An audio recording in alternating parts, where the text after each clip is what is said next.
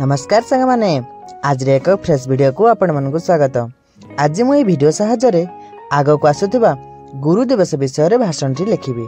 एही भाषण session T Odia रे रहिबो। एही भाषण माध्यम रे आपण मन को सिखाइबी गुरु दिवस रे तुमे माने किपरि भाषण देबो। बहुत शॉर्ट रे मु लिखिछि समस्त स्कूल व कॉलेज छात्र छात्री का पई। कॉलेज छात्र छात्री माने टिके बड़ एसे पई अपेक्षा करंतु। एही एसेटी बहुत शॉर्ट रे रहिबो समस्त स्कूल छात्र छात्री मानक पई। आपण मानक समय नष्ट न करी चलंतु आज आरंभ करि देबा गुरु दिवस रे भाषण सेशन टी।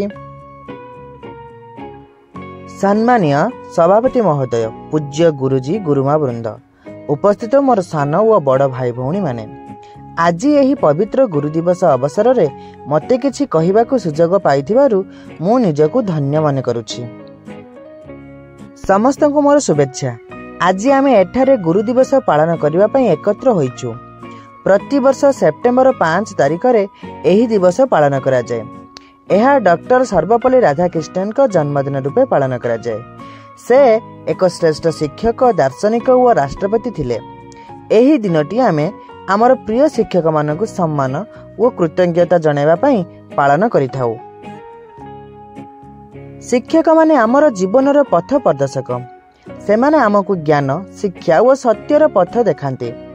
शिक्षक बिना जीवन नौका बिना दिग्दर्शक परि। सेमाने हमकु पुस्तकर पाठ मात्र नुहे, नीति, शिष्टाचार और सद्गुण मध्य सिखाई थांती। एक शिक्षक दीपशिखा परि जेउथिरे से निजे पढ़ी हमकु पथ को आलोकित करै थांती। आम विद्यालय रे शिक्षक दिवस आनंद और उत्साह रे पालन करा जाय।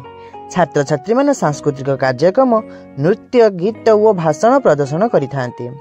केही केही शिक्षकଙ୍କ परि सजे होई पाठ पढ़ेबाकू आरंभ करि देई थांती। एही दिनटी छात्र माने फूल, शुभेच्छा और उपहार देई शिक्षक मानकु प्रणाम करी शिक्षकଙ୍କୁ सम्मान करि थांती। एहार मुख्य उद्देश्य होछि शिक्षकଙ୍କ प्रति कृतज्ञता प्रकाश करिबा। शिक्षक माने केवल ज्ञानदाता नुहे, सेमाने देशर भविष्यतर सृष्टिकर्ता। सेमानकर शिक्षा रे छात्र छात्री श्रेष्ठ नागरिक होई थांती। एक शिक्षकଙ୍କ पाठ जीवन परिवर्तन करिताहे। सेमाने आमको आमर स्वप्न पूरणर पथ देखाई थांती। जेतेबेले शिक्षक सठिक पथ दर्शन करिथांती, सेथिरु शक्तिशाली समाज व देश गठन होइथाए। सेहीपरि शिक्षक दिवस आम पई एक गुरुत्वपूर्ण व पवित्र दिन। एहा आमको सदा शिक्षकଙ୍କ प्रति सम्मान, आदर व कृतज्ञता स्मरण कराइथाए। आमे सबुबले शिक्षकଙ୍କ उपदेश व शिक्षा को अनुसरण करने को प्रतिज्ञा करबा उचित। शिक्षक बिना आमर जीवन असंपूर्ण। तेणु आसंतु एही दिन रे आम प्रिय शिक्षक मानकु हृदयरु धन्यवाद जणाइबा एवं सेमानकु भूमिष्ठ प्रणाम करिबा। एहा तथिला आज रे सेशन। मु एही शॉर्ट सेशन सहायता रे गुरु दिवस विषय रे शॉर्ट स्पीच टे लिखिछि तुम मानक पई। एही स्पीच टी छोट पिला मानक पई जे माने स्कूल रे पढुचंती। बड़ पिला मानक पई एक दीर्घ रचना बा दीर्घ भाषण रे आपण मानक पई नै आसीबी।